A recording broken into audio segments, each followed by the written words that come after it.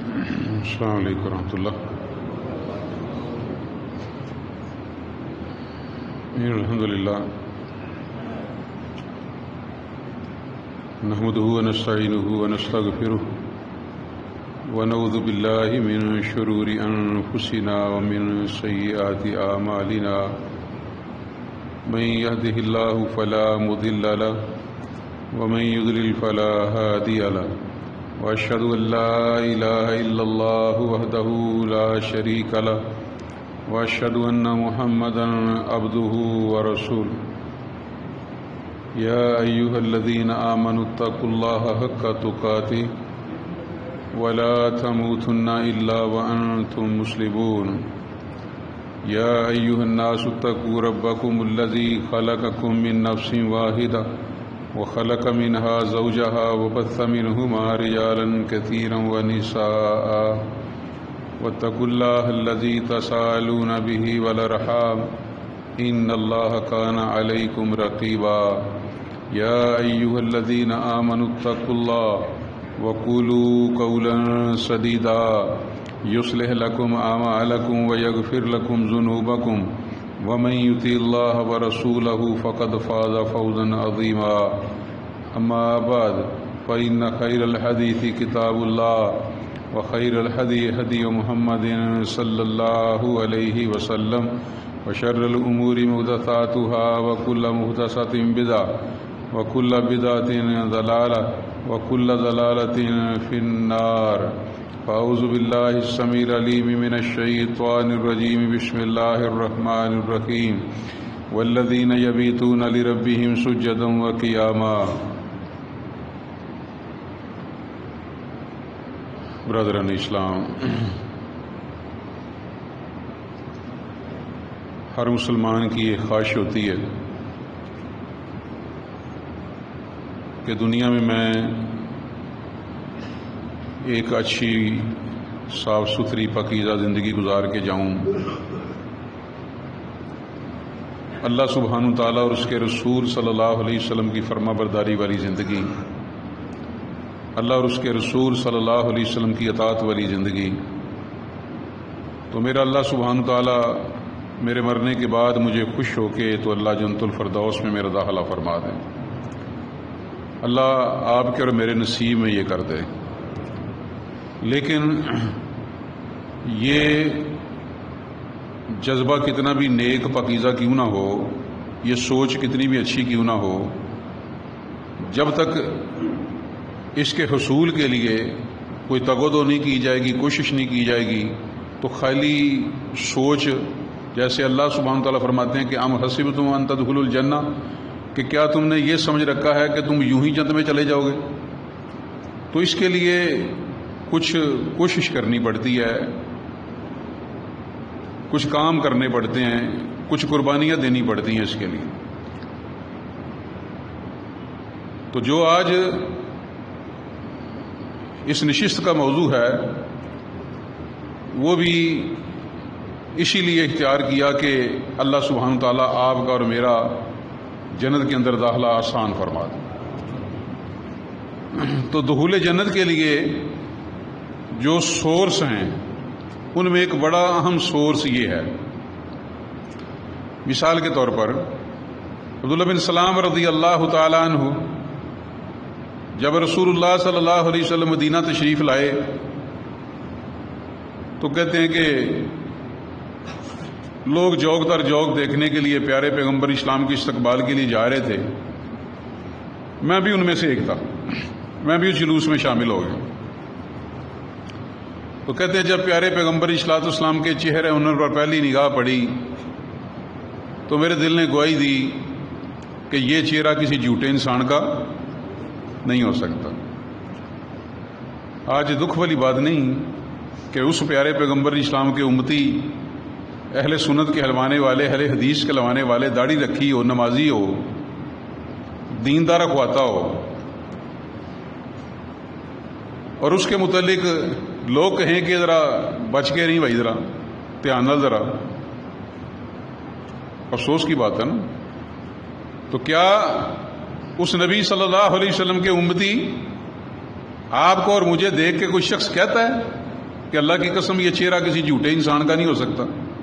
تو دھوکہ نہیں کرے گا، فریب نہیں کرے گا، بددیانتی نہیں کرے گا، دو نمبری نہیں کرے گا، ملاوٹ نہیں کرے گا، وعدہ خلافی نہیں کرے گا. کیا ہمارے متعلق بھی وہ کہتا ہے؟ اس طرح نہیں ہوتا. یہ فکر والی بات، یہ فکر والی بات ہے اس نبی صلی اللہ علیہ وسلم کے امتی کہ جس کو اپنے نہیں غیر بھی کہتے تھے کہ یہ چہرہ جھوٹے انسان کا نہیں ہو سکتا، جس کو غیر بھی صادق اور امین کہتے ہیں. تو کہتے ہیں کہ میرے جب پہلی نظر نگاہ میری چہرے پہ پڑی پیارے پیغمبر اسلام کے، تو میرے دل نے گواہی دی کہ یہ چہرہ کسی جھوٹے انسان کا نہیں ہو سکتا. اور جو سب سے پہلی حدیث میرے کانوں میں پڑی، جو سب سے پہلی حدیث میں نے پیغمبر اسلام سے سنی، وہ کیا تھی کہ ایھا الناس افشوا السلام واتیموا الطعام وصلوا الارحام وصلوا باللیل والناس نیام تدخلوا الجنۃ بسلام. جو سب سے پہلے میرے کانوں میں آواز پڑی، ایک شخص عربی جاننے والا ہو، عربی بولنے والا ہو، جب یہ الفاظ اس کے کانوں میں پڑھیں تو اس قدر خوبصورت الفاظ کہ اگر کسی بندے کو اردو نہیں آتی، عربی نہیں آتی، ترجمہ نہیں جانتا وہ، تو اس کے باوجود وہ ان الفاظ کی چاشنی، ان الفاظ کی شرینی سے محظوظ ہوئے بغیر نہیں رہ سکتا کہ افشوا السلام واتیموا الطعام وصلوا الارحام وصلوا باللیل والناس نیام تدخلوا الجنۃ بسلام. کیا کہا پیغمبر اسلام؟ کہتے جو سب سے پہلے میرے کانوں میں آواز پڑی وہ یہ تھی، لوگو سلام کو عام کرو، سلام کو عام کرو. اب یہ دیکھیں، یہ دخول جنت کے جو سورس ہیں نا، اس کے متعلق پیارے پیغمبر اسلام بیان کر رہے ہیں کہ اگر جنت میں جانا چاہتے ہو تو بھائی یہ کام کرو، سلام کو عام کرو، واتیموا الطعام کھانا کھلاؤ، واصلوا الارحام رشتے ناتے جوڑو، توڑ پیدا نہ کرو، جوڑ پیدا کرو. جی نو جی ہوں یہ نہ کہو، کو کٹے اس سے جوڑ، جو محروم رکھے اسے دے. فرمایا کہ واصلوا الارحام رشتے ناتے جوڑو، توڑ نہ پیدا کرو. اور آگے وہ بات فرمائی وہ میرے موضوع کے مطابق ہے. فرمایا کہ وصلوا باللیل، اور رات کو اس وقت نماز پڑھو، کس وقت؟ والناس نیام، جب کہ لوگ سوئے پڑے ہوں. اس وقت رات کو نماز پڑھو جب لوگ سوئے ہوئے ہوں. یہ دخول جنت کا ایک بہت بڑا فیکٹر ہے، بہت بڑا فیکٹر ہے. یہ اللہ کی خاص کرم نوازی ہے اس بندے پر کہ جو رات کو اٹھ کے اللہ کے سامنے کھڑا ہو جاتا. اور میرے پیارے پیغمبر اصلاۃ والسلام ان باتوں کا کتنا اہتمام کرتے تھے، رسول اللہ صلی اللہ علیہ وسلم کتنا اہتمام کرتے تھے. مثال کے طور پر یہ جو لفظ کہا کہ افشوا السلام، پیغمبر اسلام نے اور کر کے دکھایا. چھوٹے بچوں کے پاس گزرتے تو انہیں سلام کرتے میرے پیغمبر اسلام، ان کے سروں پر ہاتھ پھیرتے رسول اللہ صلی اللہ علیہ وسلم. آج تھوڑا سا کسی کے میرے جیسا کوئی مولوی جس کے پاس تھوڑا سا علم آ جائے تو وہ بہت سارے لوگ ہیں جو پورے ہاتھ سے سلام بھی نہیں لیتے، جواب بھی نہیں دیتے. لیکن رسول اللہ صلی اللہ علیہ وسلم چھوٹے چھوٹے بچوں کے پاس سے گزرتے تو آپ انہیں سلام کرتے. انس رضی اللہ تعالیٰ عنہ پیارے پیغمبر اسلام کے تربیت یافتہ، جب وہ چھوٹے بچوں کے پاس گزرتے سلام کرتے، کہتے پیغمبر اسلام بھی اس طرح ہی کرتے، سروں پہ ہاتھ پھیرتے، کہتے پیغمبر اسلام بھی اسی طرح ہی کرتے. تو کتنے خوش نصیب ہیں وہ. تو پیغمبر اصلاۃ والسلام نے خود کتنا اہتمام کرتے تھے یہ بھی سماعت فرما دی. کتنا کھڑا ہوتے تھے پیارے پیغمبر اسلام رات کو. اما جی عائشہ رضی اللہ تعالیٰ فرماتی ہیں اللہ کے پیارے پیغمبر اسلام رسول اللہ صلی اللہ علیہ وسلم کے پاؤں مبارک ورم آ جاتے، سوجن ہو جاتی، پاؤں سوج جاتے. تو اما جی عائشہ رضی فرماتی ہیں اللہ کے پیارے پیغمبر اسلام نہ اتنی بات کیا کریں، نہ اتنا کھڑا ہوا کریں. اللہ نے تو آپ کی اگلی پچھلی ساری لغزشیں معاف کر دی ہیں، کیوں آپ اتنی مشقت اٹھاتے ہیں؟ اللہ کے پیارے پیغمبر اسلام نے فرمایا کہ افلا اکون عبدا شکورا، کیا میں اپنے پروردگار کا شکر گزار بندہ نہ بنوں؟ کیا مطلب تھا؟ مطلب یہ تھا کہ میرے اللہ سبحانہ تعالیٰ نے مجھے میرے سر کے اوپر نبوت کا تاج رکھا ہے، میرے اللہ سبحانہ تعالیٰ نے مجھے اتنی عزتیں، اتنی برکتیں دی ہیں، عنایتیں کی ہیں، اتنے احسانات کی ہیں، تو کیا میں اتنا بھی نہ کروں؟ جتنے ساتھی تشریف فرما ہیں مجھ سمیت آپ اور میں اپنے اپنے گریبان کے اندر جھانک کے دیکھیں کہ اللہ سبحانہ تعالیٰ نے کتنی مہربانیاں کی، کتنے اس کے احسان ہیں. سب سے بڑی بات یہ ہے کہ اللہ نے صحت دی ہے، آپ اپنے پاؤں پر چل کے یہاں آئے، آپ اپنے پاؤں پر چل کے باتھ روم تک گئے، آپ نے خود وضو کیا، آپ خود یہاں پہنچے ہیں. کتنا بڑا اللہ کا کرم ہے. جو لوگ سٹریچر پہ پڑے ہیں اسپتالوں کے اندر، ان کو دیکھ کے تو پھر پتہ چلتا ہے کہ اللہ کی کتنی کرم نوازی. آج صبح ایک ساتھی بتا رہے تھے کہ کہتے ہیں آدھا گلاس پانی نہیں پی سکتا میں، اگر آدھا گلاس پانی پی لوں تو پاؤں سوج جاتے ہیں، گردے فیل ہو چکے ہیں، تو میں ایک گھونٹ صرف پانی پیتا ہوں. آپ اور میں صبح کو کتنا پانی پی چکے ہیں، کتنا جوس پی چکے ہیں، لیکن کبھی اللہ کا شکر ادا کیا. تو میں نے صبح آج جب پانی کا گھونٹ پیا تو مجھے وہ بندہ یاد آ گیا. میں نے کہا یا اللہ تیرا شکر ہے پروردگار، الحمدللہ رب العالمین، یا اللہ تیرا بڑا ہی کرم، یا اللہ تیرا. تو بھائی کتنا بڑا اللہ کا کرم، کتنا بڑا اللہ کا کرم ہے. اللہ نے بیوی بچے، اللہ نے کاروبار، عزت شہرت، صحت، تندرستی، زندگی، کتنی قیمتی سانسیں. تو یہ اللہ کا کتنا بڑا کرم ہے. تو کیا ہم نے بھی کبھی شکر ادا کیا؟ ہم بھی کبھی رات کو اٹھ کے کھڑے ہوئے؟ ہم نے بھی سوچا کہ اللہ نے ہم پر کتنی مہربانیاں کی؟ تو یہ شکریہ کا بہترین طریقہ ہے کہ رات کو اٹھ کے اللہ کے سامنے کھڑا ہو جائے. اور یہ جو میں نے کہا کہ پاؤں مبارک جو تھے وہ سوج جاتے تھے، تو میرے بھائیوں کا بھی غور کیا کہ 2-4-10 منٹ کھڑا ہونے سے پاؤں سوجتے ہیں؟ کوئی آخری پارے کی 2-4 سورتیں پڑھنے سے پاؤں سوجتے ہیں؟ کتنا قیام کرتے تھے پیغمبر اسلام. بڑے خوش نصیب ہیں کہ جنہوں نے پیارے پیغمبر اسلام کو تہجد پڑھتے ہوئے دیکھا. حذیفہ رضی اللہ تعالی پیارے پیغمبر اسلام کو تہجد پڑھتے ہوئے دیکھا. اللہ اکبر. کہتے ہیں پیارے پیغمبر اسلام نے 4 رکعتیں پڑھی، نماز شروع کی. سورہ فاتحہ کے بعد پیارے پیغمبر اسلام نے سورہ بقرہ شروع کی. پوری سورہ بقرہ پڑھ کے تو پھر رکوع کیا. اللہ اکبر. کہتے ہیں رکوع بھی قیام کی مانند ہے، لمبا رکوع کیا. رکوع سے سر اٹھایا، قوما بھی رکوع کی مانند ہے. دیر تک کھڑے رہے، سجدے میں گئے، لمبا سجدہ کیا قومے کی مانند، دیر تک سجدہ کیا، بہت لمبا سجدہ کیا. سجدے سے اٹھ کر دونوں سجدوں کے درمیان جلسے میں بیٹھے تو سجدے کی طرح وہ بھی لمبا کیا، یعنی بہت دیر تک اس میں بھی آپ اللہ کی تسبیحات بیان کرتے رہے. تو کہتے ہیں کہ اس طرح 1 رکعت مکمل ہوئی.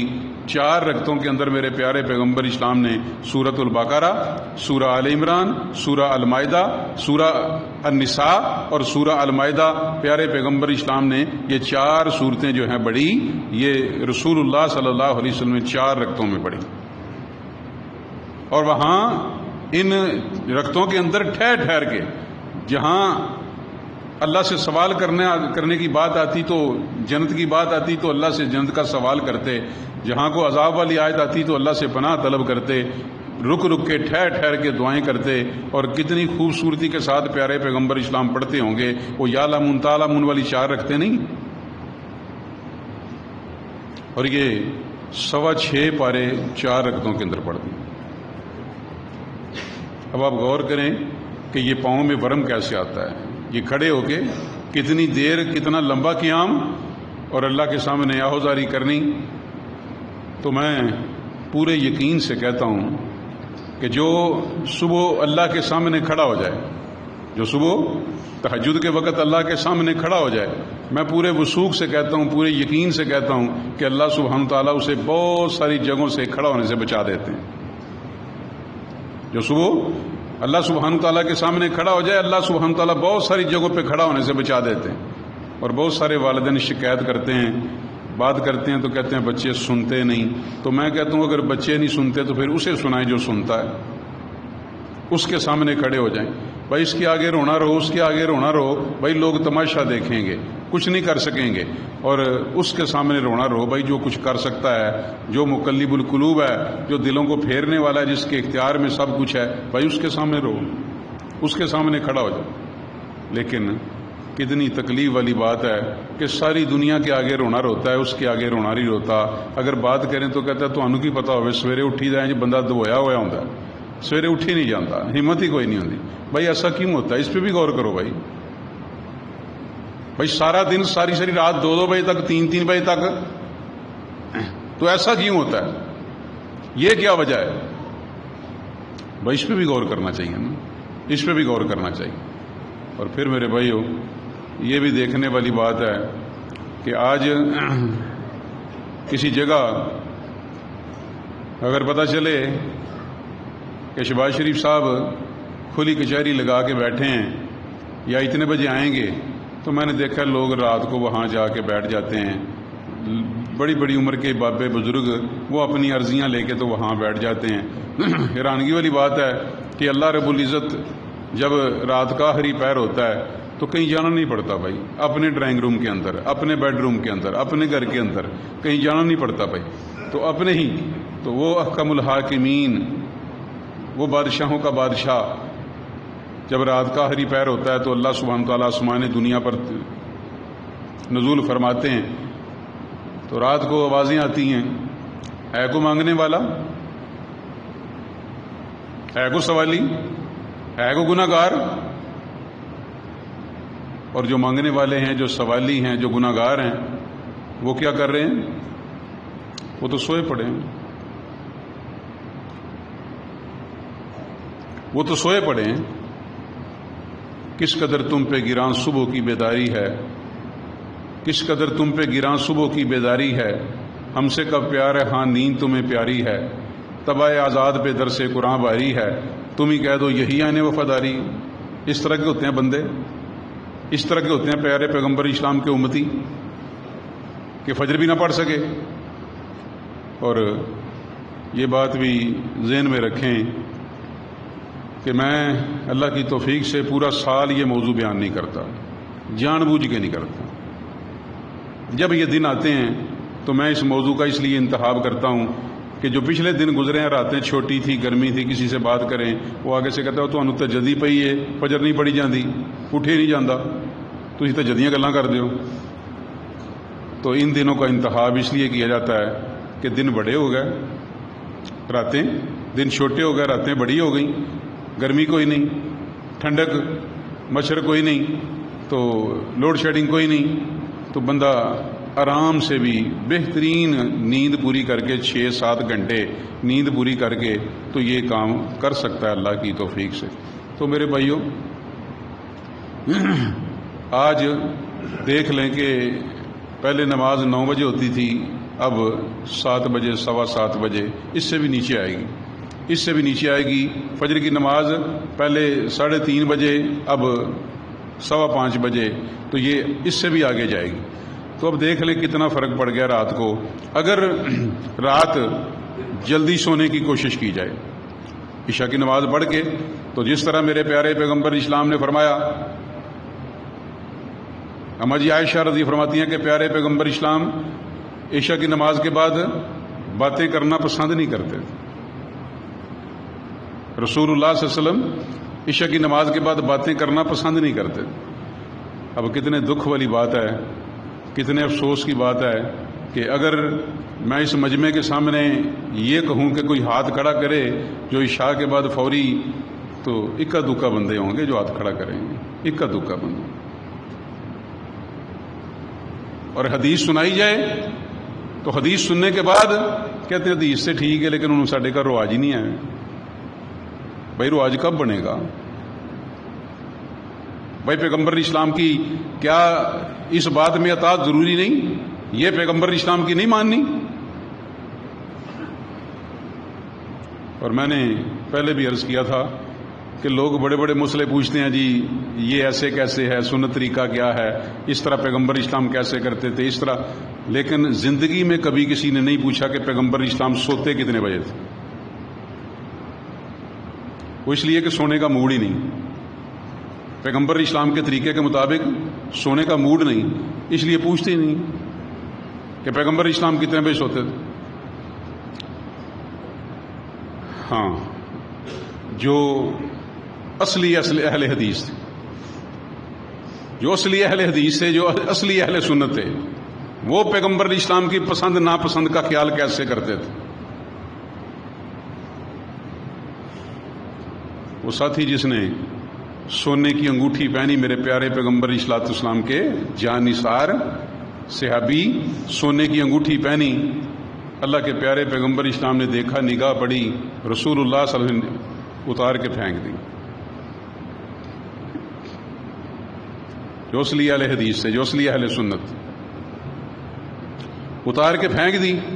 فرمایا پیارے پیغمبر اسلام نے تم میں سے کوئی ایسا ہے جو جہنم کی آگ کا انگارہ ہاتھ میں پکڑتا ہے؟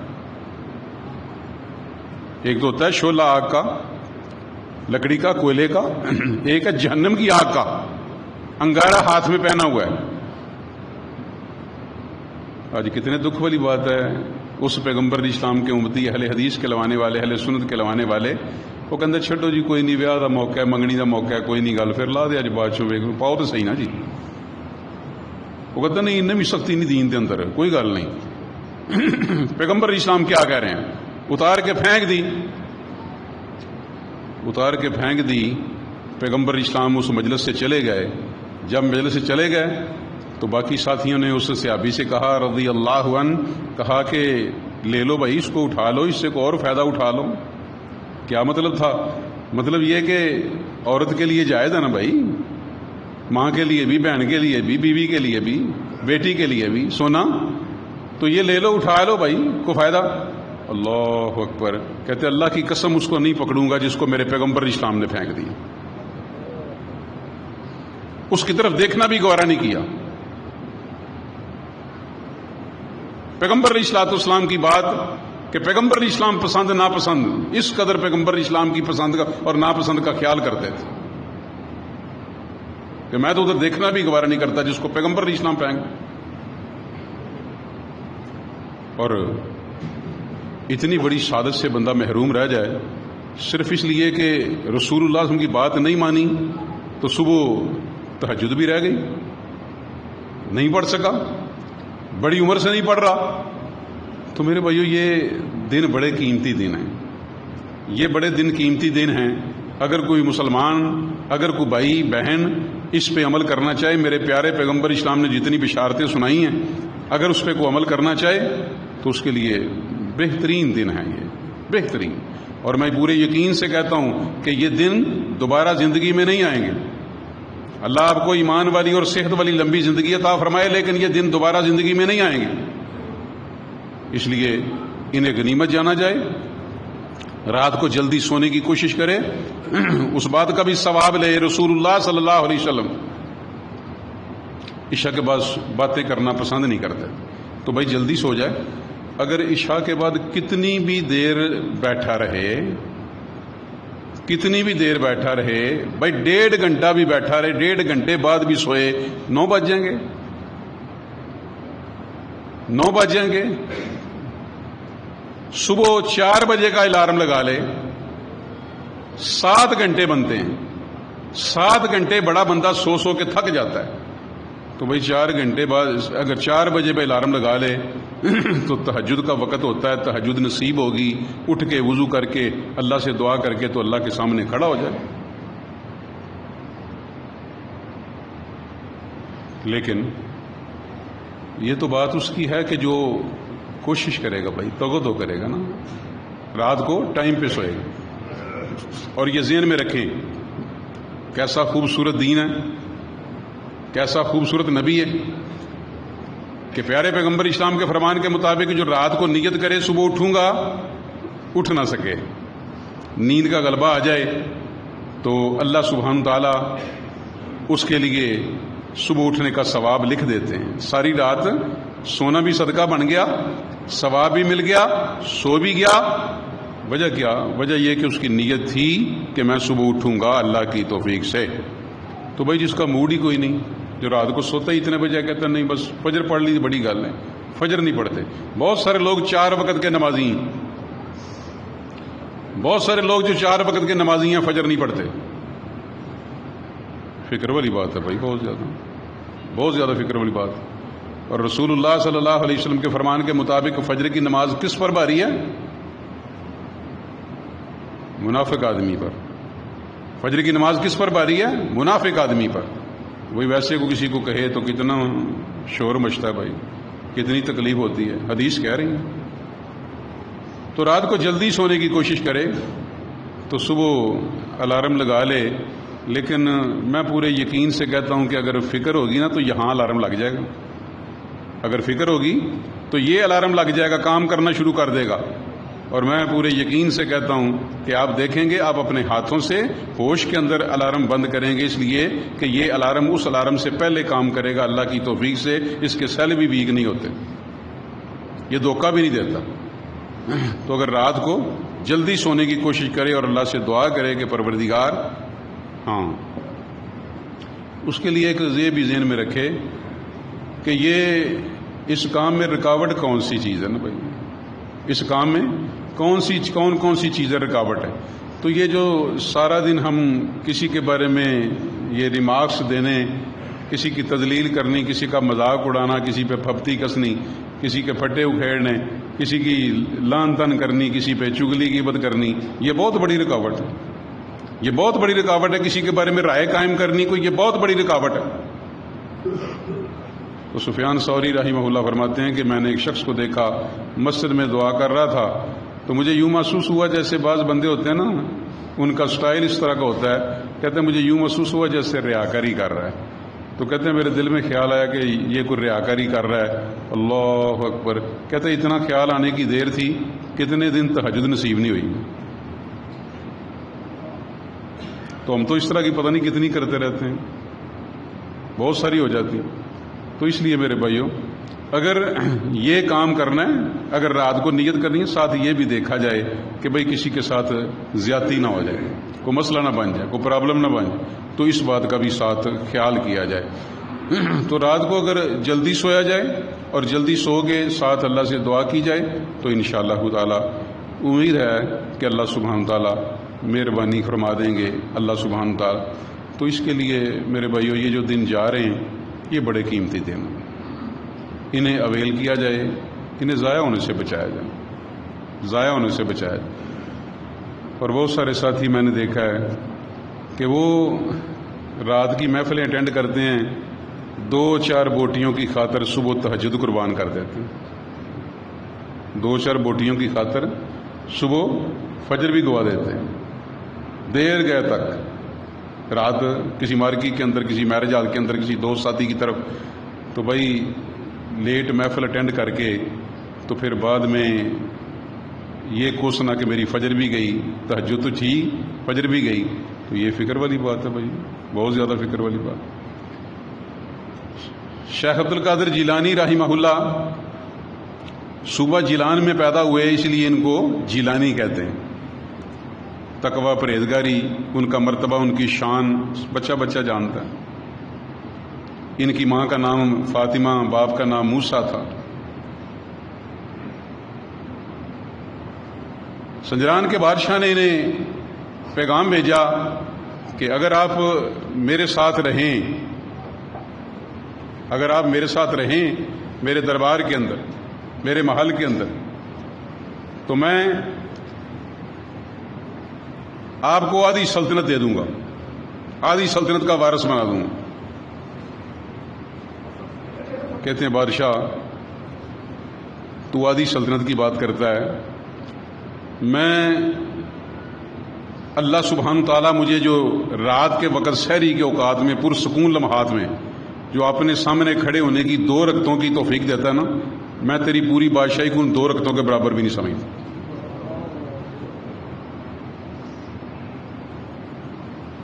اس قدر اہتمام کرنے والے، اور یہی وجہ میرے پیارے پیغمبر اسلام نے فرمایا تھا علیکم بقیام اللیل فإنہ دأب الصالحین قبلکم وہو قربۃ الی ربکم۔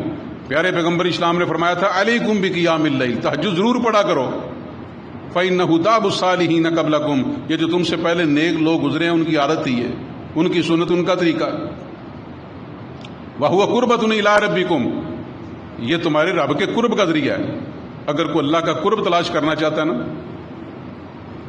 تو اسے چاہیے کہ تہجد پڑھے، اگر کوئی گناہوں کی معافی چاہتا ہے تو اسے چاہیے کہ تہجد پڑھے، اگر کوئی برائیوں سے دور رہنا چاہتا ہے اسے چاہیے تہجد پڑھے۔ اور اگر کوئی، رسول اللہ صلی اللہ علیہ وسلم نے فرمایا کہ یہ تہجد جو نماز ہے نا، یہ جسم سے بیماریوں کو دور رکھنے کا سبب ہے۔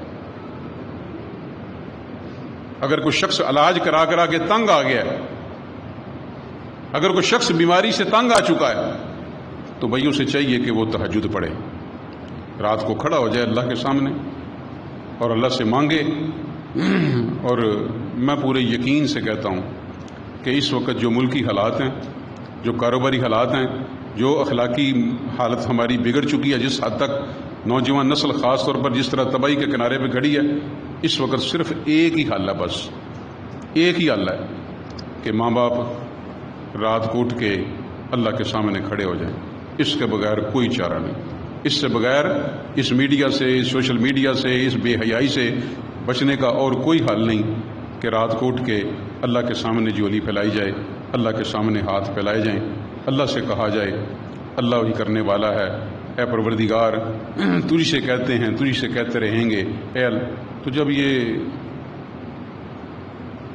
رات کو اٹھے گا، اللہ سے التجائیں کرے گا، دعائیں کرے گا، تو بھائی جب وہ خود کہہ رہا ہے کہ ہے کو مانگنے والا، ہے کو سوالی، تو سوالی بن کے، مانگنے والا بن کے، مانگت بن کے، تو اس کے سامنے کھڑا ہو جائے کہ پروردگار مجھے تو مانگنے کا ڈھنگ بھی نہیں آتا، یا اللہ مجھے تو مانگنے کا ڈھنگ بھی نہیں آتا، اور میں اس شکل کے ساتھ اپنے ان کرتوتوں کے ساتھ تیرے سامنے کھڑا ہوں، پروردگار میرے گناہوں کی معافی دے دے، یا اللہ میرے بچے، یا اللہ میری بیوی، یا اللہ میرا گھر بار کاروبار، یا اللہ ملک پاکستان، یا اللہ میرے بہن بھائی، یا اللہ دوست ساتھی، تو سب کے لیے جن کے کھل کے مانگے، کھل کے مانگے۔ اور یہ آوازیں کتنی دیر تک آتی ہیں؟ پیارے پیغمبر اسلام کے فرمان کے مطابق یہاں تک کہ فجر طلوع ہو جاتی، جب فجر کی اذان ہوتی ہے اس وقت تک یہ آوازیں آتی رہتی ہیں۔ اقول قولی ھذا واستغفر اللہ لی ولکم ولسائر۔